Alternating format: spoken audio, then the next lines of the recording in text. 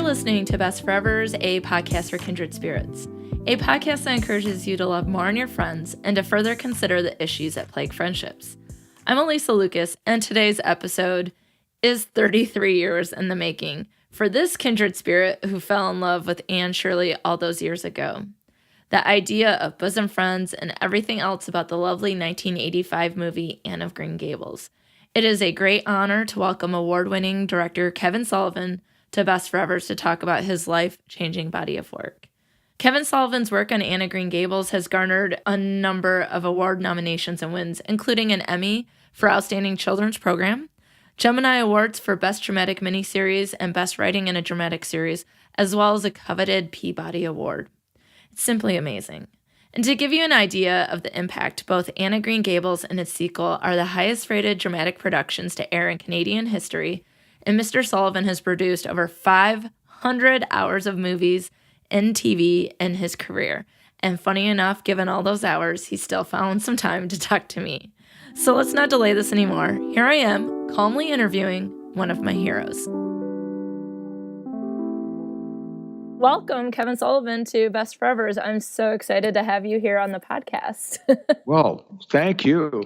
I'm very excited to be able to speak to you, too. It's not often that I get a request for a film that is now bordering on 35 years old and a series of films after that. So glad that people are still interested in watching Anne of Green Gables. Yes, and for those that listen to the podcast, Best Forevers knows that Anne of Green Gables, the 1985 movie, sort of imprinted on my heart and soul, and is much of why I am a lover of friendship and someone who believes that we should focus on friendship in life. So I didn't think this would ever happen in my life, that I would be able to speak to you. Oh, great. And I do want to keep the friendship going, and I know so many people that as soon as I mention Anne of Green Gables, they're like, oh, it's such a meaningful movie in their life. Well, it's funny because I had never read the book Anne of Green Gables. I knew about it. Yeah. And I remember being probably 10 and my grade 5 teacher reading it aloud in class, but I didn't really have a very strong recollection of it. I just remembered the kids in my class laughed a lot when Anne got drunk. That was about all that I remembered of it. Yeah. And bubbling up in the 1980s, there was all of a sudden a lot of interest in Anne of Green Gables. There was a couple of broadcasters in Canada who were interested in making it, and I had a co-producer in the U.S. that was interested in and contacted me originally about making it and inquired about the rights, the dramatic rights to the book, and no one knew who owned them. It was a literary quagmire. The chain of title and the dramatic rights to the original novel was all mixed up. So my wife was the one who actually got me interested in it because she said, this is an amazing book. And everybody grew up on this. And I was like, oh, okay. But what I found interesting about it actually was the legal complexity behind the dramatic rights. And so that was my, I guess, entree in it, was more from a complex legal point of view as to how one would actually obtain dramatic rights to make this into a movie or a miniseries. So I went through all of that, sorted it all out, and then finally sat down and read the book. And I went, oh my God, this is a book for 12-year-old girls. Yes. Okay. So then I had to say to myself, well, wait a minute. What is there about this book that has stood the test of time? So it took me a couple of more readings of just the literary material to try and identify why it has stood the test of time and what the themes were in it that were so all-encompassing that made people want to come back to it. And then I discovered it wasn't a book for 12-year-old girls at all. It was an adult book written by a woman who had a very particular view of the world and the environment that she came from, and threw all of her passion into this written word. And the fact that the book was turned down numerous times by various different publishers, and finally a secretary to a publisher for the L.C. Page Company persisted with her boss and got him to publish it, kind of was another chunk of mystery for me into why this book, why now? So gradually, as I began to immerse myself in the literary material, I saw it on a kind of a cinematic scale. I didn't want it to be overly sentimental, when the material did have a tendency to go that way. I wanted it to be very visual and to try and capture a time period and a sense of place and the spirit of Montgomery. Now, that sounds kind of hokey, but I really started to look at it more from a cinematic filmmaker's perspective than from a literary perspective. Then my goal was to make everyone feel as though they had seen the book, even though it was not the book. Because if I was to have followed the book religiously, it would have been something else. So I had to kind of reinvent the whole story, and I worked very successfully with another writer, Joe Wiesenfeld, and he brought certain elements to it, and I brought a kind of a filmmaker structure to it.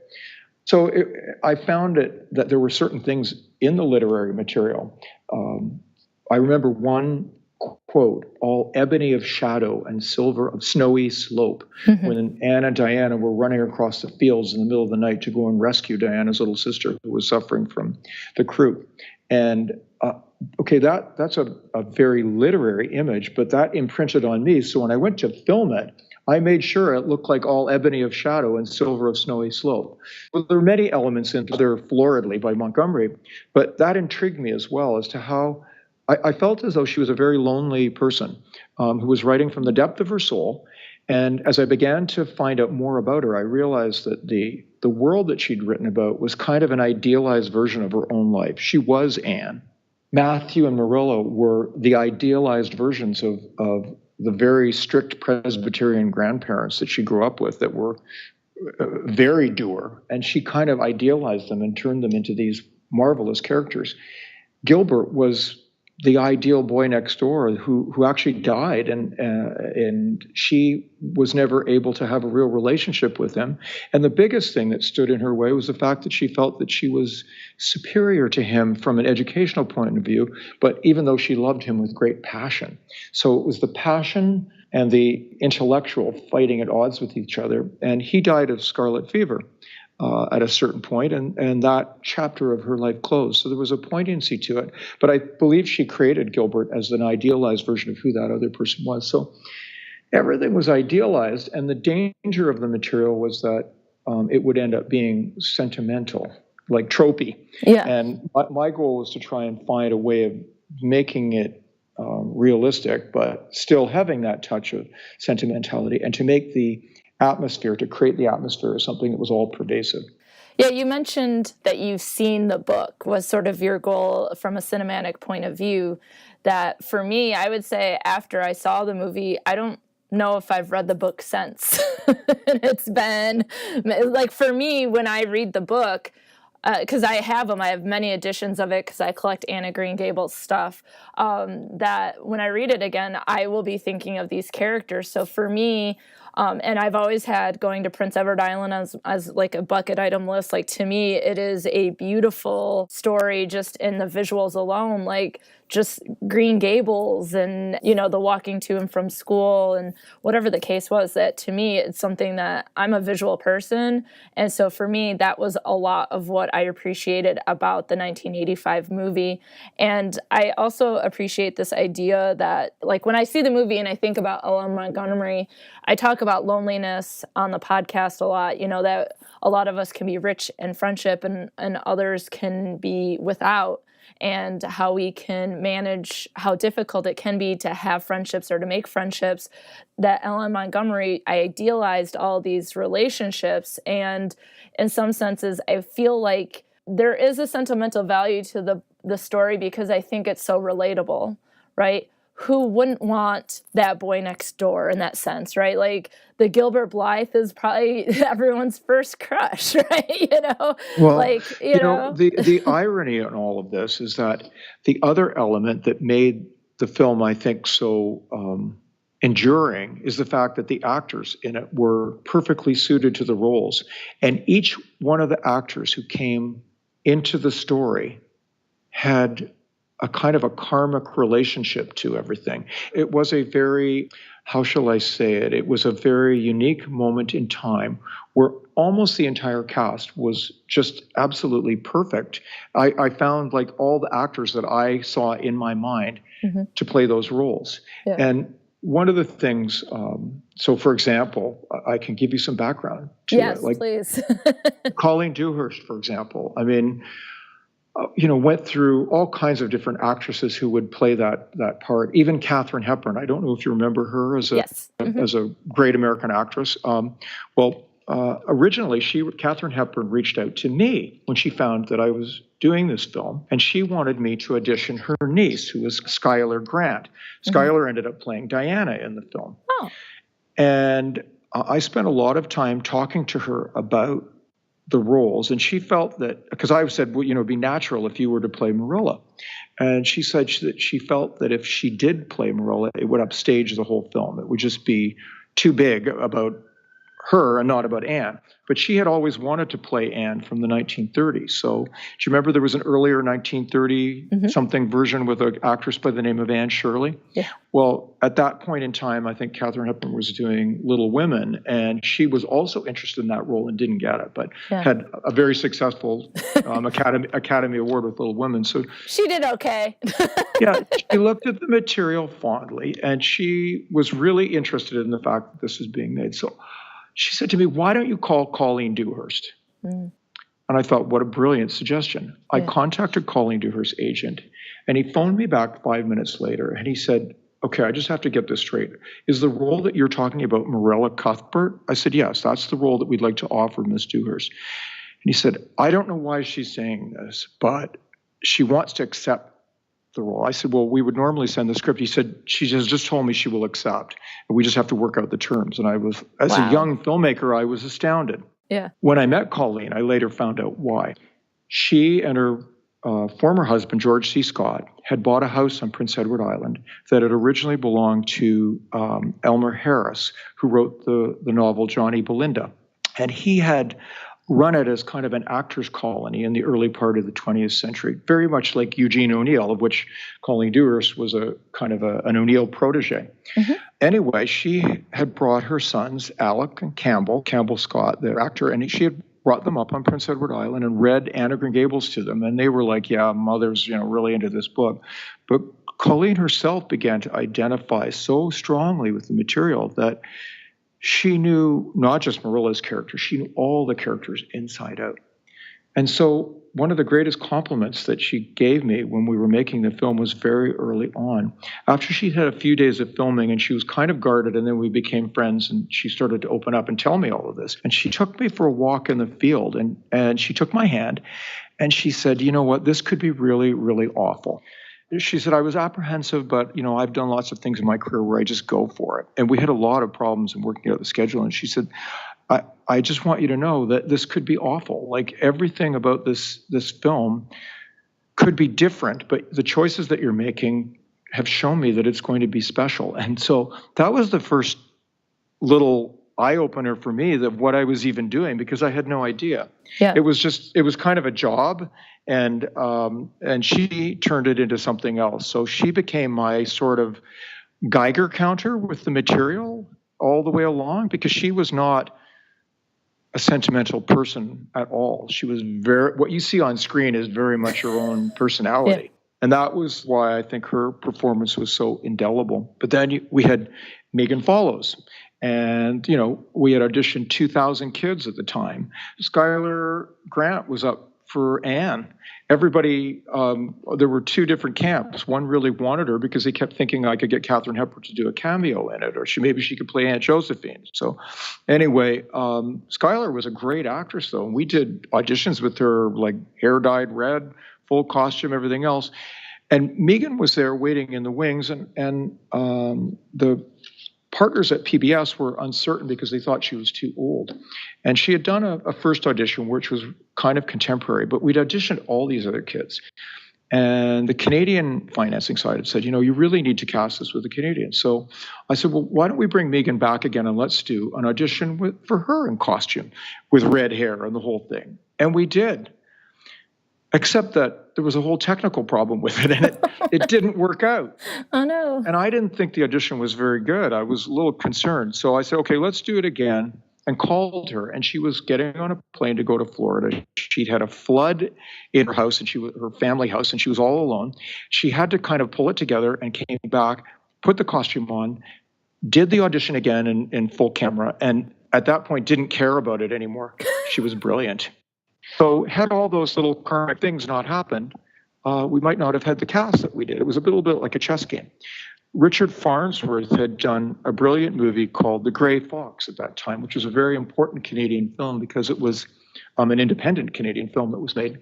And no one knew who Richard Farnsworth really was at that time. But I was in a screening of Barry Levinson's The Natural. And that was a big breakout part for Farnsworth at the time. And I saw when he came on screen, the audience stand up and cheer, which was, who does that? They thought he was so brilliant. So anyway, I reached out to him, and there was a point inside to his story too. His wife was dying. Anne of Green Gables was her favorite book growing up, and she told Richard, she said, "You must do this movie. Don't, even if I'm sick, you have to leave me now to go and do the film." And he did. And he was all jammed into a very tight little timeline, and we had doubles to shoot around him for when he wasn't available, but it all worked out perfectly well. And then Jonathan was a complete, we did, casting of like 2,000 people for Gilbert too. The casting director at the time went and saw a play at Jonathan's high school, and she came back to me and she said, "You're going to make this decision." She goes, "I've seen him. He is the part. He can't audition."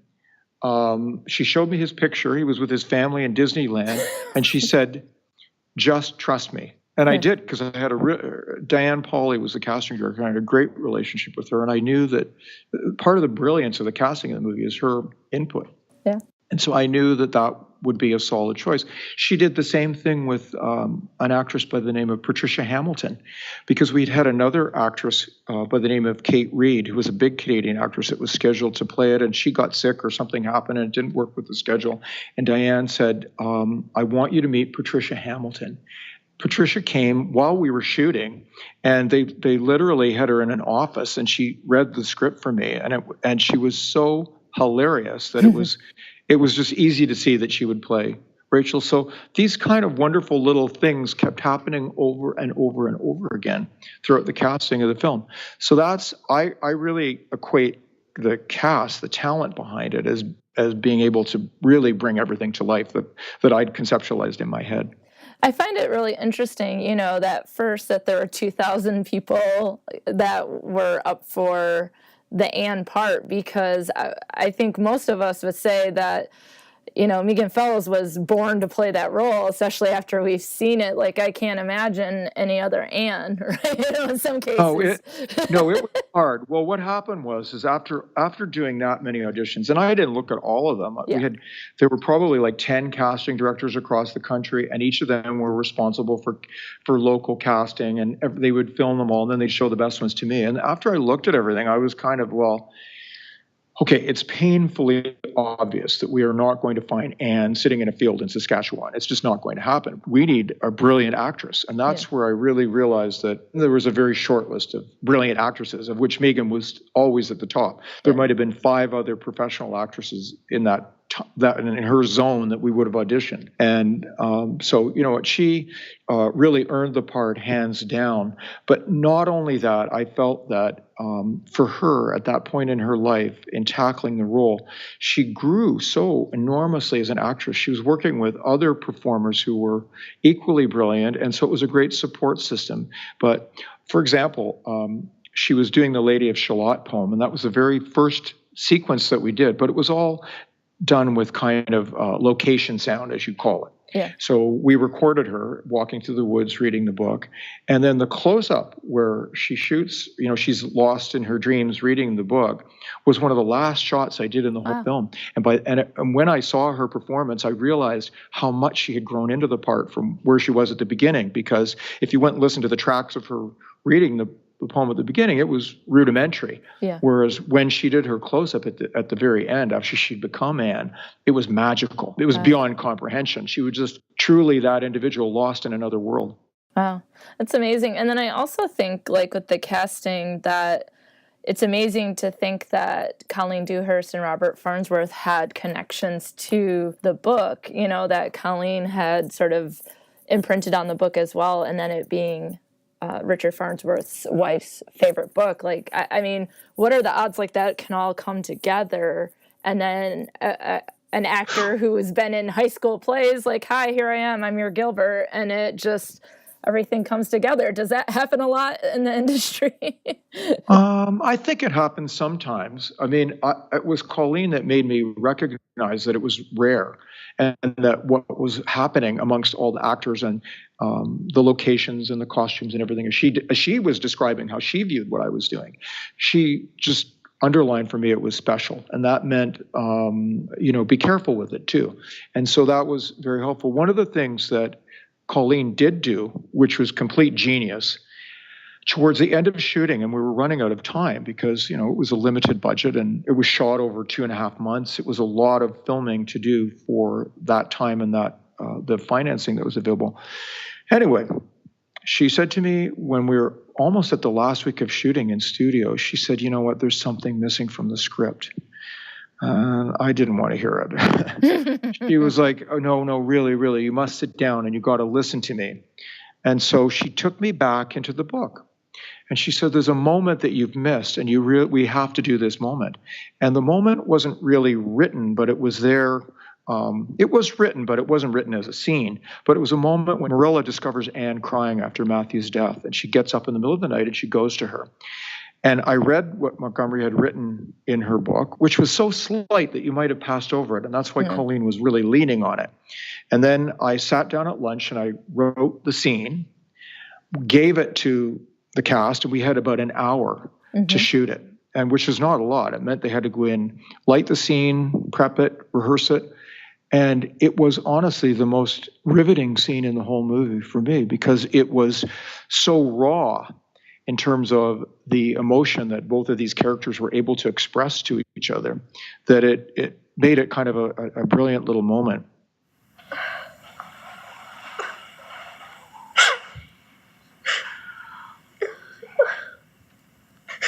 There now. God. It won't bring him back. Your arms around me, Marilla, for a little while. Tears don't hurt like the ache does. I know I've been strict with you.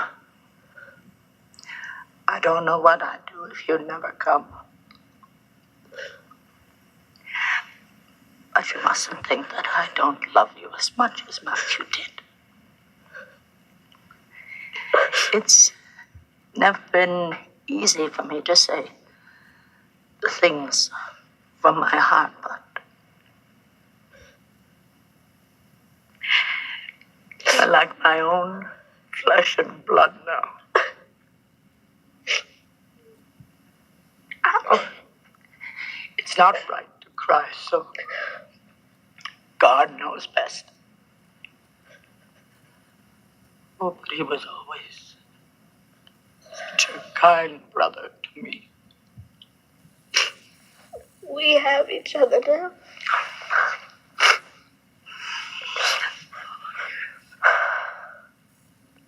Yes.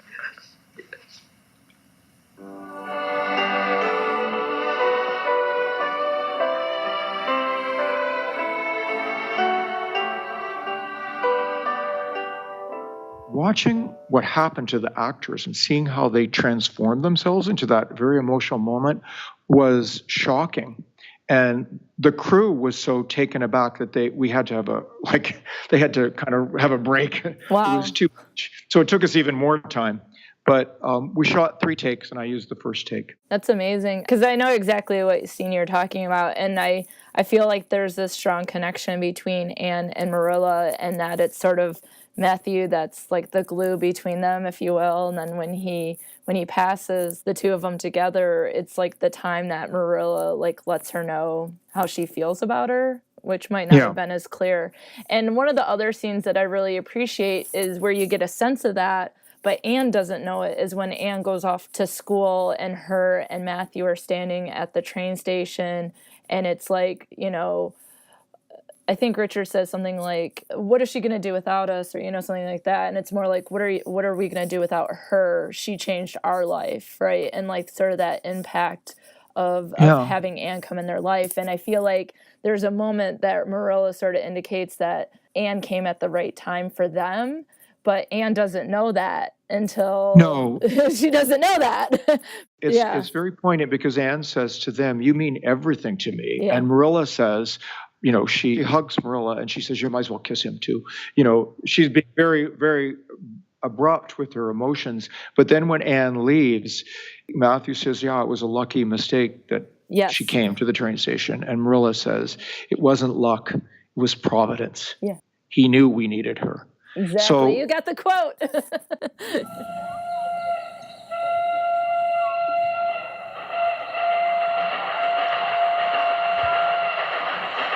Hurry up, Anne. Do you think the train's going to wait for you?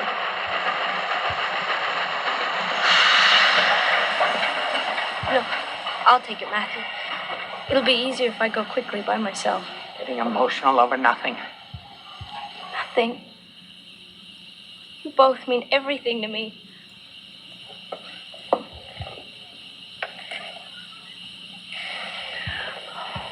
All this foolishness. You might as well kiss him too.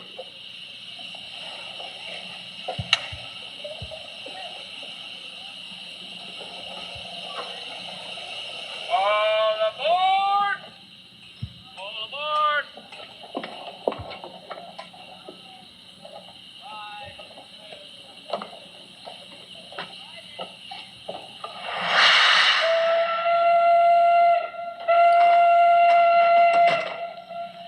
I'm afraid for her, Matthew.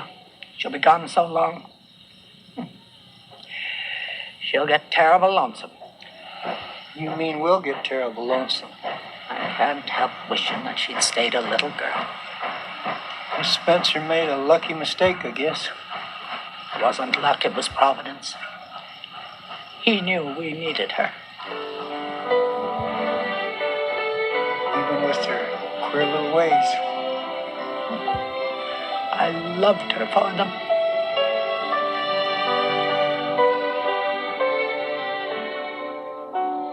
I wanted them to look at their lives in a greater context, that these are no longer just people living on Prince Edward Island. They are part of the human condition, the everyman type of character, where they themselves begin to see themselves in a greater context. And Marilla's saying it was providence. He knew we needed her, means that they are part of, as Shakespeare says, is the divinity that shapes our end. There's a greater purpose, and how do we fit into that? And that's that scene. It's interesting that you pointed out, because the button to that really is the other scene where Marilla, uncorks her feelings that she's never really been able to express. And I think that, to me, that is the context of great performances, because to watch actors be able to transform themselves into other people and to be able to express those great emotions is what, theater is about, or opera or ballet or great movies. That's great acting. And Colleen often said, Marilla is a part of me. I just put the other parts of myself to sleep, and then Marilla comes out. So I thought that was kind of a great indicator as to how actors can perform. Megan herself, though, had a great sense of who the character was. And I found it even more incredible that she, for that age, when she was playing that, really was working like a Meryl Streep or something, where what you saw on screen was really Colleen, a good portion of her, but what you saw with Megan was so transformed that she was like a chameleon. She became a different character. And that in itself was a different kind of acting, but equally as brilliant. So when you say Megan was born to play the part, I really think she was. I think her genius at that point in time really was allowed to express itself. Yeah. Now, one of the things that I think about in this movie is, in this story, if you will, going back to the literary, but obviously the 1985 movie, is that this idea of kindred spirits. And I know that Anne talks about always wanting to have a bosom friend, and she has that, it becomes that with Diana Barry. But one of the things that I find is that I don't think that it's just about friendship, although I think that's critical, because you mentioned sort of like Ellen Montgomery sort of idealized all these relationships.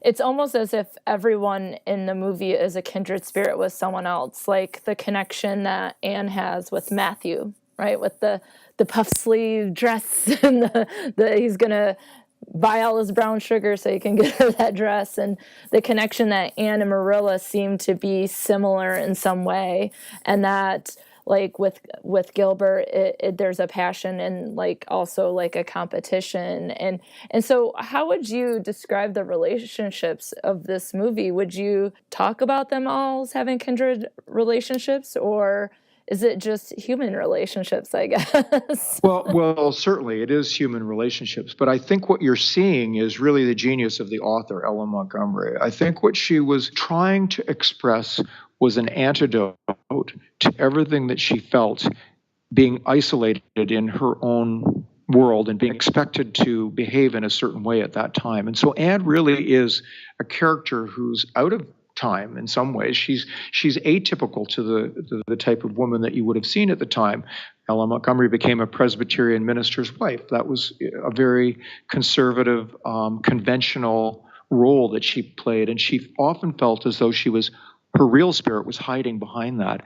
And so I think the whole notion of her reaching out and wanting to develop was very poignant desperation in some ways, to be able to express herself, so that when she found someone who she thought she could identify with, and the identification was from a spiritual or a soulful identification, that she felt she knew this person inside out and that they were bonded. That's why the relationship with Diana and Matthew and even Gilbert, they were unbreakable bonds. And I think that was her way of, she was creating these characters as a means of finding a way to express that. And so I think that's why you respond to it so significantly. So my role in the whole process as a guy who never read Anne of Green Gables and trying to interpret all this was a kind of a more directorial one. I guess you could say maybe I tried to understand that and then tried to channel what I felt the author was going for, as any good director does. To me, what was interesting about the experience was that I really thought it was a job. I had absolutely no idea that the process would come back to me over and over again in my life, with people reaching back to me, as you are today, and saying, oh my goodness, this film was such an important part of my growing up. Jonathan Crombie unfortunately passed away very tragically a couple of years ago, and I was genuinely taken aback at the outpouring of journalists. I mean, there was articles in Vanity Fair, Huffington Post, all the big magazines had an article on Jonathan, and I was just staggered that his character had meant something to people quietly as they were growing up as adolescents, and to see him taken away, suddenly they had a whole different context to be able to try and describe what they felt about him. I.e. a kindred spirit. So I know exactly what you're talking about, and it's never ceased to be a source of surprise for me that people reach back and say, wow, these films. So for me, I'm very happy that I'm the lucky beneficiary of someone who had the good fortune to be an interpreter, because it wasn't at all what I expected I was going to be doing. Yeah.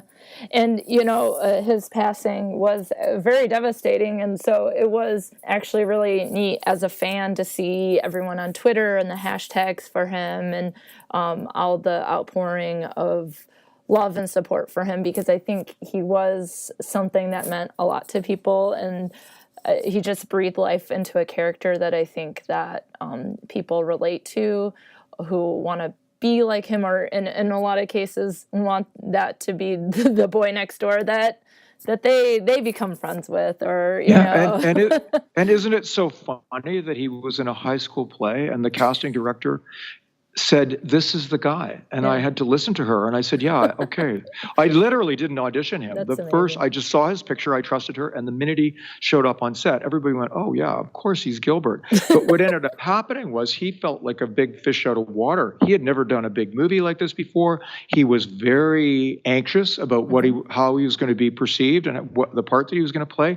Megan was his rock in some ways because they were contemporaries. So she was able to give him the confidence to be able to stabilize them, to give him tips on how they should do things together. So what I saw was a very kindred spirit relationship happening between them, because they were peers. They, they were actors. They weren't falling in love all over each other, but they knew, she knew how to. The 12-year-old me is like, come on. Well, no, it worked out well. And Jonathan, I remember him telling me. He did this in an interview saying he was absolutely terrified of calling Dewhurst. He had to do a scene. One of the first scenes we shot was where he's fishing on a river and she comes through a covered bridge, and she's kind of putting him on guard a little bit about going after Anne. He said, I kept practicing my lines over and over and over again. And he didn't have Megan with him, so he was really, really at odds. And he said, when, I had to respond to her, he goes, I was literally terrified. So I thought that was exciting because all that kind of came through in his performance without seeming artificial at all. It was just a very natural performance. Yeah. And I mean, I think that's the point. Marilla is trying to lay down the law. So laying down the law for Gilbert. Well, see, those are developments, though, that happen. Like, for example, you wouldn't find that scene in the book, but somehow when you're creating a story, you want to create a story that suspends the audience disbelief. And so in order to do that, you have to take all the literary material and then you have to reconceptualize it in your head and then and sometimes create new scenes like that where the characters, both Gilbert's character and Marilla's character, start to progress in different ways. So that was, I think, another aspect to the film that gave it a different context. We tried to be faithful to the book and tried to make sure that the audience felt like they were watching the book, but at the same time, it wasn't the book, and there was a lot of new and different material. When I was asked to do a sequel to the film, I was very, very anxious because I read Montgomery's other books, and I really felt that I couldn't film any of them. I felt like they were wonderful as books, and they had so many great characters and everything, but there wasn't a character progression, or there wasn't really a story. So I took the idea of Gilbert and Anne growing up, and then I took a leaf from Montgomery's own story about the farm boy that she was in love with that died of scarlet fever, and then I started backwards and then created the story from there, and I pulled elements from 3 other books, Anne of Avonlea, Anne of the Island, and Anne of Windy Poplars, to create a new story out of it and to create different characters. So in that context, for example, I found in Anne of Windy Poplars, I found this really, really tough, hard older woman who was a kind of a working class woman who, was very mean-spirited to her own daughter who ended up looking after her. And so with Pauline, who was the daughter, and Mrs. Harris, I created new characters that were much more aristocratic and took Anne from Avonlea into a completely different world. And so that's the process of literary invention too, where you have to try and make a film and you're wanting to be faithful to the material, but there's a certain point where you can't be anymore. Is there anything that you wish you could have or would have done differently for the first Anne of Green Gables? Not necessarily the sequels, but was there anything that you felt like was left out or that you would have liked to have maybe told a little bit differently? No, I don't think so, because what you have to realize is that when you are conceptualizing something, it's kind of like baking a cake. You're baking the cake at that moment in time, and it's a journey to get there, and you're putting all the elements in at that particular moment in time that you think are the things that you relate to and how you visualize that cake being, and then you serve the cake and you don't go back. I don't really watch my films again after they're made. I've had to sometimes. In the case of Anne of Green Gables, it's been restored and re-restored, and I've had to watch it many times. But I would say it's more of an expression of that moment in time where my head was at and how I was influenced by the book and the actors and the whole process of doing it. The challenging part was there have been, 3 other films that were made afterwards. And the biggest challenge in each one of those projects was finding a way back into the material again that was unique. I was kind of being pushed further and further away from Montgomery because Montgomery wrote the book and set it in the 1870s. And I chose to set Anne of Green Gables in 1900, partly because I liked the look of it better. I liked the style of costumes. I liked the locations were going to be more accessible. It was going to be easier for me to create that world of 1900 than 1870. So I made an aesthetic choice, but that unusual aesthetic choice released a whole bunch of other karmic events. After the first 2 Anne films were done, then I did a series called Road to Avonlea, or Avonlea in the U.S., and that was 93 hours. That was a lot of material. And it took that whole world into a whole other time period. It took it up to the First World War.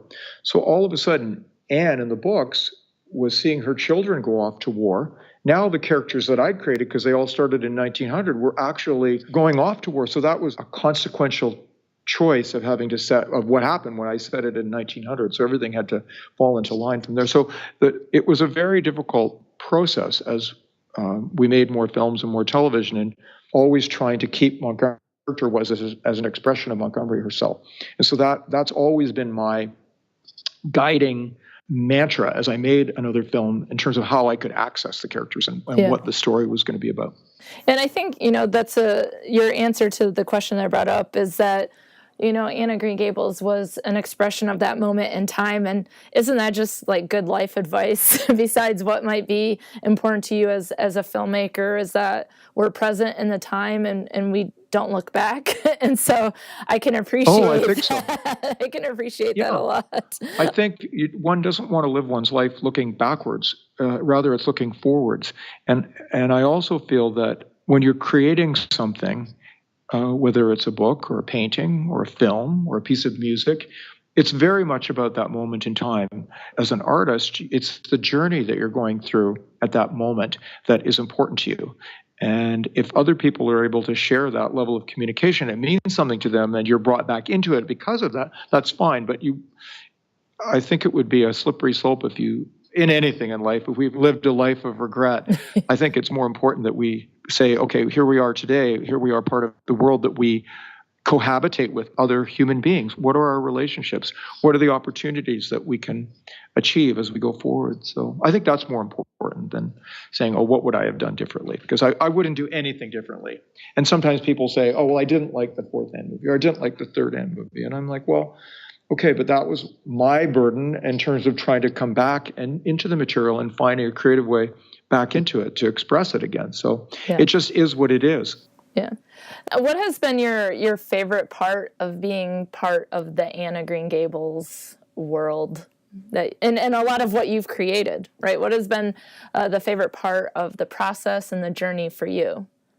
Well, in the creation part of it, I really liked the escapism aspect to it. So I liked being able to create a world that was completely unique, that was a world that I was putting on screen, that I created, and to be able to find the great performances to play within that world. That was an enormous sense of pleasure. But once that's over with and you put it away, then it's like, okay, you're on to something else. What's haunting about Anne is our conversation today, that people like yourself will come back to me and say, well, this was such an important part of my growing up. And I'm like, wow, it just seems to me culturally interesting and sociologically interesting that you can have a relationship with people that you don't know anything about, but you've communicated something.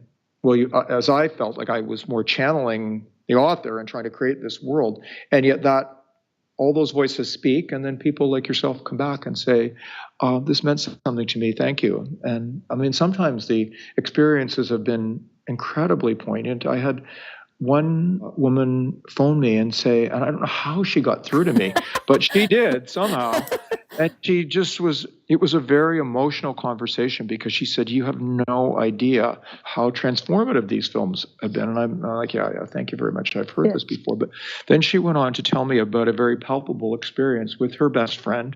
And her best friend was dying of probably one of the most dire forms of brain cancer. Oh, geez. And how they just continually watched the movies over and over and over again, and how it got them through it. So to me, that was a very life-affirming experience, and it made me realize that sometimes they take on a super real meaning or influence on people, and more than that, if they are able to help them through a very difficult time in their lives. And I think as a communicator, you can't ask for anything more than that. Yeah. And, I'm a communicator, but in a very different way. I'm a professor of communication. I study friendship communication. I teach classes to students about competent communication in their relationships. And now I have this podcast that I've had for a year talking about friendship. And I have to say, I would have never thought that any of these things would have happened if someone would have said to me when I was and Shirley's age that I'd be a teacher. Now, she was going to be a teacher.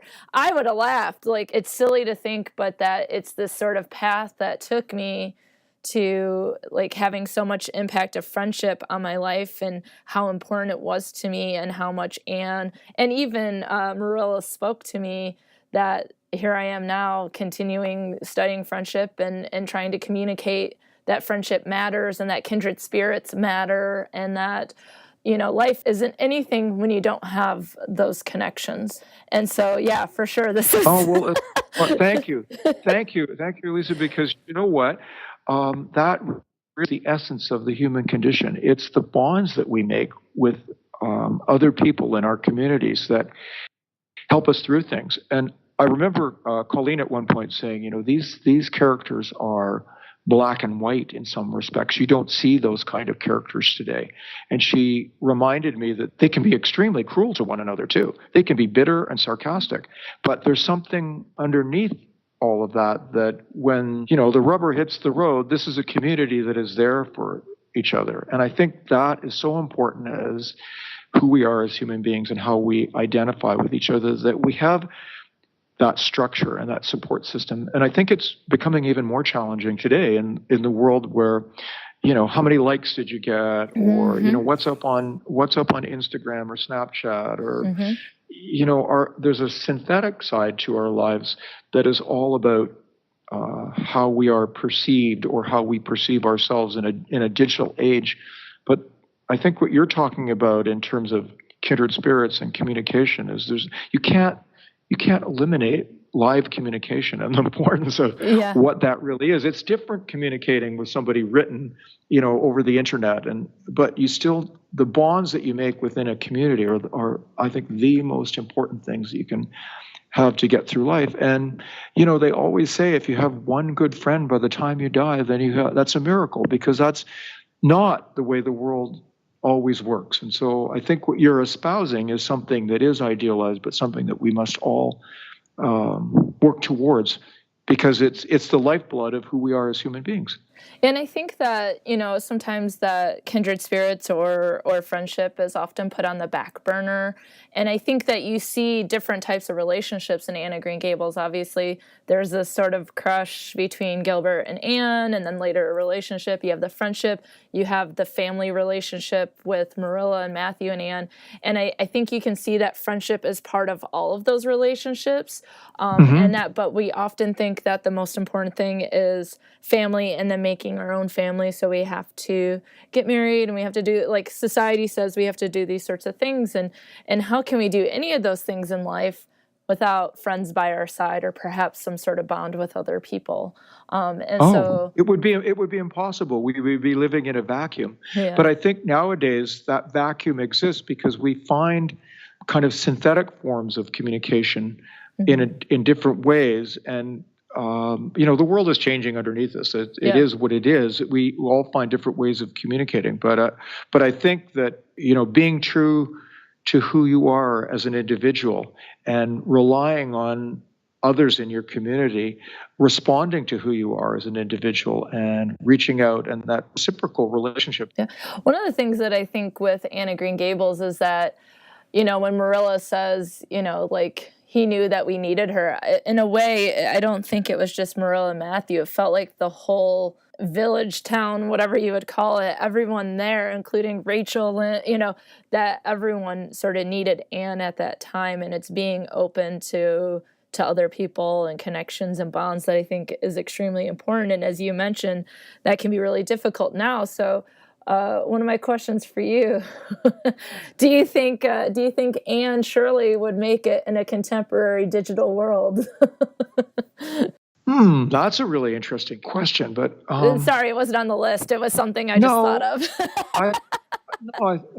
It's a super question. I think she would, because I think what we're really talking about as Anne is Ella Montgomery. And I think Ella Montgomery as a unique individual in time could equally exist today. I think in some ways, it's the really poignant side of her life that is trying so hard to be an individual, and to be an individual that's accepted within a community, that she changes the community. Yeah. She makes the community change around her, and all of a sudden they are accepting her. Now, countless people do that, from, you know, through history, from kings and queens to. I think that's what makes Anne's character unique, though, is that she is kind of super real in some respects. So I think definitely I would hope that there is an Anne of Green Gables character today. Another really, what is that Chloe Deschanel series that was on? Is it? New Girl? New Girl, yeah. Okay. So New Girl came to us, and they wanted to have a clip from Anne of Green Gables. And so they took the clip of Gilbert rescuing Anne under the bridge. Oh, yeah. And, I just rewatched that show. Sorry. Okay. Connection. Well, they came to us, and they said, again, we want to include this in the script of the show because it's such a moment that modern women would identify with. Like you've got your dress caught in a door, or your bra is askew, or something like that. It's when you're really caught completely démodé by the person that you like the most. Yeah. And that's how they played it in the film. I think the two lead characters were smoking up, and they were watching Anne of Green Gables and really started to come clean as to how they felt about Anne and Gilbert. So looking at that, I think Anne definitely would be able to communicate in a digital age. That warms my heart to think that there's probably Annes all around us. And so I think there are. So now the movie came out in 1985, but Anne of Green Gables and the Anne of Green Gables world continues. So what is new and happening with Sullivan Entertainment with Anne of Green Gables? What have y'all been working on recently or upcoming? Well, one of the things that I should say is that about 1.5 years was spent restoring all 4 films. Wow. Now, people don't know what restoration means, but restoration means is that you go back and touch the original negative. And in the case of the first 2 Anne films, the original negative had never been touched. Wow. It was always dealt with through sub-negatives. When they were transferred to television and things like that. And the reason being is that you protect the original negative, and it's actually because the negative is actually cut and assembled together, you tend not to be able to handle it for fear that one of the splices might come apart and the negative be damaged. So we made an overt decision that we wanted to have Anne really be able to be broadcast on a 4K monitor. So we restored the film in 4K. That meant that the negative took a very slow restoration process. It meant that it took about 4 to 5 seconds to capture every single frame of the film digitally, as opposed to capturing it in real time. So it was a very long, lugubrious process. Then the dust or sparkle or damage to the negative or things that happened over time, like negative actually shrinks over time and then causes bumps. All the negative had to be stabilized. So all that being said, then it was put through a process of being reconverted down to HD. And what we have now is a version of Anne of Green Gables that's been remixed in 5.1. It's now available in a beautiful collector's gift box that allows people to really immerse themselves, and where you can go in and look at how the film's made and through a book. And there are a couple of new documentaries on there, one about Montgomery called Spirit of Place that talks about how Prince Edward Island was indelibly imprinted on her and how there kind of a mystical sense. And there's another documentary called The Bend in the Road that's really a lengthy behind-the-scenes documentary about how we made the films. Wow. So all those are really interesting, and they've allowed the films to be presented because we've shown them theatrically recently too on big widescreen, and it takes on a different level because they're really, really beautifully preserved now, and that's something that we were never able to do. Peter Jackson has just done a really interesting documentary on World War I footage that may have been shot in 14 frames or 18 frames, and for the frame rate that we look at today in HD is 24 frames. Yeah. So the computer generated frames in between, and they redid it in IMAX in 3D. And now all of a sudden you're looking at the Great War and you're seeing it as like a veil has been lifted. That's amazing. And so to a certain extent, that's what we achieved in this restoration. It looks really, really clean and beautiful, and you would never have seen the films like that before. And then Anne is now available online as well. Woohoo. A site called Gazebo TV. So if you want to stream the restored version, that's now available for streaming if you go to gazebotv.com. That's amazing. Yeah. And the collector's Blu-ray is available at shop@sullivan.com, which is our website. But I'm involved in a couple of plays, theatrical plays, and I'm developing a musical version in New York with a couple of other producers of the second Anne film that's called Green Gables. And it really is the kind of the movies brought to life in a musical version. This is all very exciting. I can't wait to see the restored versions and that sort of thing. And It's great to see musicals. I like it all. Like, bring me all of Anne. I wish I was recording at home because I'm at my office at work because I have an entire Anne of Green Gables wall of stuff. I Wow. thought that would be like a great, like, hey, see, this is what it's meant to me. But so maybe I can send Caitlin a photo that she can share with you so you can Oh, that would be see. amazing. We would love to share it. That's great. Yeah. I'm flat. Believe me, I'm flattered. It's Yeah. always a surprise, as I said before, when you realize people still hold on to that point in childhood, and then it's nice if you can kind of share it with another generation as well. Yeah. Well, I appreciate your time so much. This is like 12-year-old Alysa's, dream to be able to talk to you about this. And so I was wondering, was there anything else that you'd like to share? Anything about Anne of Green Gables that we didn't get a chance to discuss in our time today? No, I don't think so. I think we've talked a lot about it. I mean, I'm more interested in what you're interested in. Yeah. So I'm flattered that you asked me to speak and happy to be able to share my thoughts on it because it was a wonderful moment in time that's indelible. Yeah. And for me, it's something that I think will be with me forever. And I share it with all my students, whether they like it or not. Honestly, that is the greatest compliment that you can pay to any filmmaker. I'm genuinely appreciative. Thank you very much. Yeah, and one last thing I'll share is that, you mentioned sort of that they were great to each other, but then also the characters can also be, tease each other and things like that. And so there's this level of light and dark. And that is something that I feel strongly about in terms of human relationships, is that without the light, there is no dark. And for dark, you have to have the light. And so I often show Anne of Green Gables when I talk about teasing and bullying in my dark side of interpersonal communication class. So I can talk about how Gilbert teases her, like the carrots and that sort of thing, as a way to, he's showing that he kind of likes her. Well, one of the things that I found really interesting as well was the relationship between Marilla and Rachel, because they have been friends for 40 years. But Marilla looks like she can't stand her. Like every time Rachel says something, you can just see how it grates on her. But these are people that have been living together so long that they'll accommodate each other. And Rachel thinks Marilla doesn't know what she's doing, and Marilla is ready to wring her neck. These two women get along. And we took the characters of Marilla and Rachel, and they got developed further in Road to Avonlea. So you saw this evolution of Marilla and Rachel living with each other. And then there was an episode where, in fact, Colleen Dewhurst was scheduled to play Marilla, and then she died. And so we didn't have the script. So then we decided to go back and reinvent that story. And with permission from her family, we were able to put together, from another film that she'd done for me, and outtakes from Anne of Green Gables and from Road to Avonlea, we were able to put together a whole new script where she dies in the film. But you can see what a rock Rachel really was for her. And the two women have moved in with each other, and how at the most difficult time in both of their lives, Rachel is really there for Marilla. And that's a testament to Montgomery's world, but it's also a testament to what are the bonds of friendship. When sometimes the most difficult point in life, the person who you may be closest to and may have aggravated you for a good portion of your life is also your deepest friend. So that to me is another version. That dark side is also the upside of what being a kindred spirit is about. Yeah. But that episode is actually on the Blu-ray set, so you can watch it sequentially with the other movies.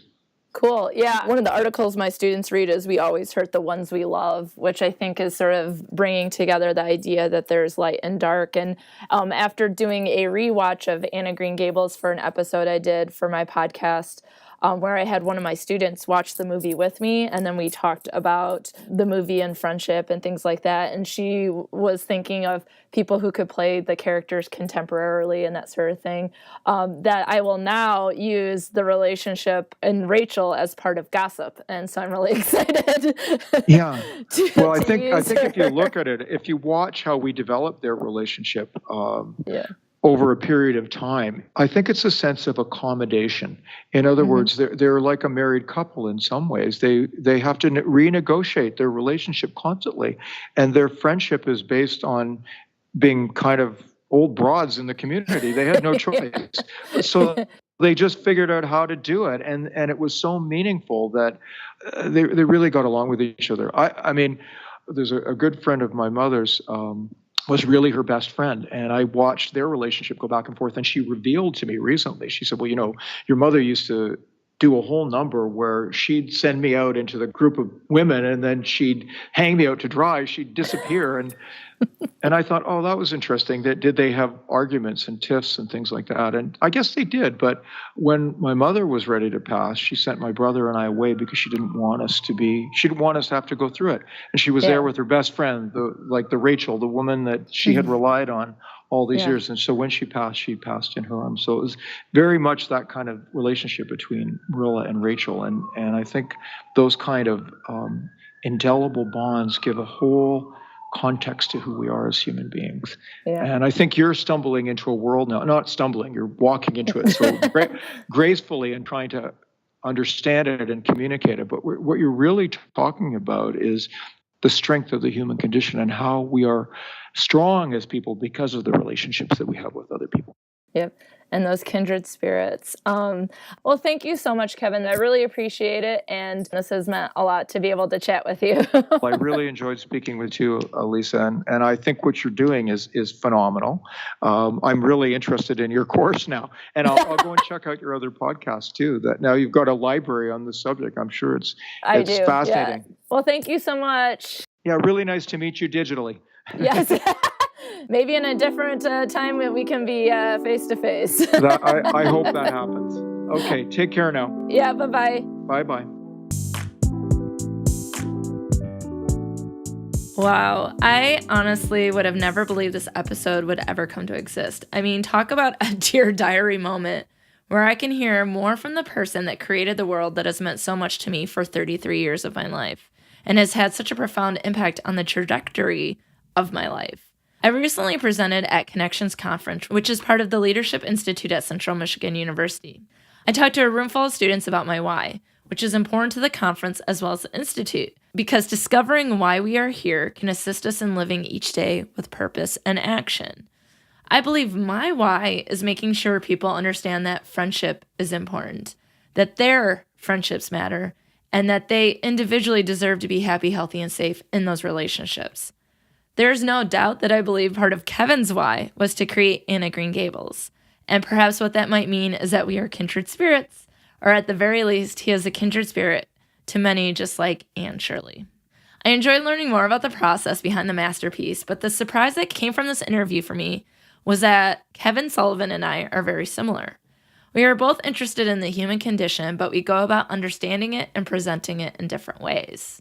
For example, he translated the wonderful work of Ellen Montgomery to screen in a way that was visually stunning and haunting, while he and the cast brought to life these characters that we care about and relate to so much. I like how he said that we idealize friendships, and even Montgomery's characters were idealized versions of the people in her life. But that's what we work for and we work toward, right? That we want to have these meaningful connections. We want to have important connections to people. Anne wanted that bosom friend. She wanted a family. She probably wanted that crush too, but was probably a little too proud for her own good. I mean, girl, it's Gilbert. Come on. Now, I don't create, write, produce, and direct, but I do take the things that mean the most to us, an example of those things in pop culture and real life, and present them in the classroom to my students as lessons of competence and so much more. I appreciate those bonds and those kindred spirits through the podcast, knowing that we have to embrace the light side of life, like bringing a friend in close for a much-earned hug. But we also have to consider the dark side of life, not being afraid of it. Instead, knowing that the dark is often what defines a close bond. It's what we tolerate or forgive from the people we love, knowing that they do the same for us. So going in, I didn't realize how much Kevin and I would have in common, and I think it makes this interview all the more special. Anne of Green Gables spoke to me because I love friendships, and he creates movies and TV series to capture those friendships. Finally, when Claire and I were talking about the movie in the episode called Bosom Friends, we talked about how Anne needed Marilla, Matthew, Diana, Gilbert, and so much more, but they all needed her too. And that really gets at the idea of community bonds, which Kevin mentioned several times in the interview. I believe that relationships are powerful, but that we often think about them in a dyadic nature. Anne and Diana are best friends. Marilla and Matthew are siblings. Anne and Gilbert are, well, what the heck were they in the 1985 movie? I was hoping They would get together. But all those pairings impact each other and the greater community, as well as the community impacts those pairings. For example, when Anne first arrived to Avonlea, there was backlash from the community because being an orphan was horribly stigmatized. But as Anne helps people around her, develops relationships with others, it's then that she's welcomed into the community. I think these community bonds would have been critical at the time that this movie was staged, especially because people lived in smaller communities. But it might be even more important now when there's so much going on in the world. We try to find ways to fit into the communities we're already a member of, whether we're a member by choice or not. And then we make our own little communities to feel happy, healthy, and safe. I think it could do us some good to think more about community bonds because there might be a whole host of kindred spirits right around us, and we might not even know it. So what an absolute joy. Chatting with Kevin confirms to me that I'm on the right path, I have the right why, and that the movie was as magical as I've always thought it to be. I strongly encourage you to check out Anne of Green Gables for the first time, the 50th time, the 1,000th time. It doesn't matter. Just watch Anne of Green Gables and all the other offerings of Sullivan Entertainment. In fact, you can watch via Gazebo TV, which I have shared the link in my show notes so that you can easily access it. I hope you enjoyed hearing from Kevin as much as I did, and I look forward to the next Anne Shirley themed episode. But friends, you're going to have to stay tuned. If you like what you have in your ear holes, there's a few things you can do. I'd love to have you follow Best Forevers on social media. You can find the podcast on Facebook, Instagram, and Twitter at Best Forevers Pod, and I'm at Dr. Alysa Lucas on Twitter. Social media is a great way to follow the podcast for updates and to get involved with discussions and other items related to friendship. And y'all, you know I need to hear your friendship stories. I'm all about sharing the light and the dark, celebrating and working through the problems. So please know that I'm always, always, always accepting friendship origin stories or friendship stories of any kind at any time. You can send questions and responses to previous episodes. Feel free to email me at bestforeverspod@gmail.com. You can also go to my webpage, bestforeverspod.com, and click on the surveys tab. I already have a whole host of topics in which you can click on and respond to the survey with your friendship story, and they could be used in a future episode of Best Forevers. If you care about friendship like I do and want to support Best Forevers, you might consider supporting the movement to love on our friends more on patreon.com/bestforeverspod. Being a, what I like to call, friend with benefits, thank you very much, very proud of that. There are lots of cool perks and goals. For example, you can get lots of swag, you get letters from me in the mail, you can get early access to episodes, and you have access to a whole host of bonus videos, audio clips, and so much more. So I would love to call you friends with benefits, and I want to give a major shout out to all of my lovely patrons who continue to support me and the movement to love on friends. And a special shout out to everyone who's joined me on a bench. Don't forget I'm raising money to obtain benches, give those benches tender love and care, and then etching the names of donators into those benches, and then delivering them to places in which communication, friendship, inclusion, and support can be encouraged, like schools, parks, campuses, and so much more. You can learn more at bestforeverspod.com by clicking on the Join Me on a Bench tab. If you'd like to help me promote this cause, please send me your photos on a bench. I am celebrating my bench buddy every single week. I pick one person to celebrate each week to help remind people how important buddy benches can be to people feeling welcomed and included and feeling like they have a friend. Finally, thanks for listening to Best Forevers. I appreciate every single listen, like, follow, post, and retweet. Please subscribe, rate, and review Best Forevers. It's very helpful for people finding this little podcast about friendship, especially knowing that it might be something that people are looking for and they don't know how to find it. So if you subscribe, rate, and review, that's a great way to get the name of the podcast out there. And of course, this being a friendship podcast, if you think any of your friends might be interested, be sure to share the podcast with them. You know that it's going to warm my friendship-loving heart. If you've enjoyed this podcast and like to hear more, I'd like to tell you that my new podcast, Fatalities, is now available. It is a true crime podcast in which I get together with my friends and quote-unquote spill the tea on a particular case. But seriously, each episode I'll explore a case with the help of friends where we discuss what happened, but also take a deep dive into the related issues that can help us better understand the case.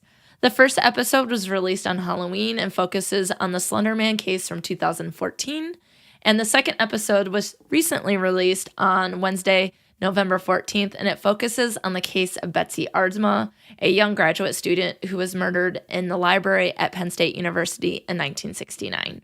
So be sure to check out Fatalities if you are into true crime like I am. You can follow Fatalities Pod on Instagram and Twitter. I sure hope you'll check it out because Fatalities might fulfill those true crime needs, whereas Best Forevers fulfills your friendship needs. This week, I wanted to recommend a podcast that focuses on history and strong women, and that seems to be the case with The Explorers, hosted by Kate J. Armstrong. I thought this went well with Anne of Green Gables, that even though it's a fictional story, the true strong character behind the story is author L.M. Montgomery. And on Kate's webpage for The Explorers, it describes the podcast like so. Quote, "Welcome to The Explorers, where we'll go time traveling through women's history era by era to explore their lives and their world, immersing ourselves in their lived experience. We'll talk with women through their everyday lives, uncovering both the mundane and the bizarre. We'll discover how they were expected to meet society's demands to better understand all the ways they subverted them. We'll go questing for the women behind the famous names we think we know and meet ladies you probably never heard of." End quote. I love this idea, and I am so excited. There are 11 episodes that you can dive into. So give Kate a listen, and if you like what you hear, then be sure to give The Explorers a subscribe, rate, and review. So until next time, friends, remember that kindred friends are always together in spirit, because without our friends, who would we be?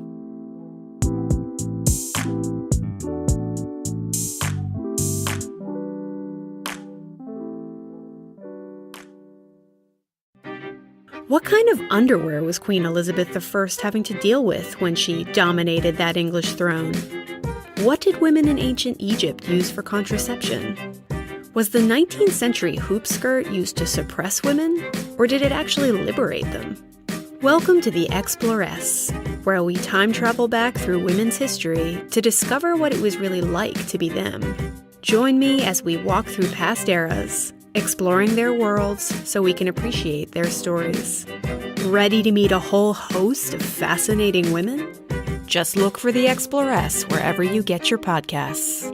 Let's go traveling.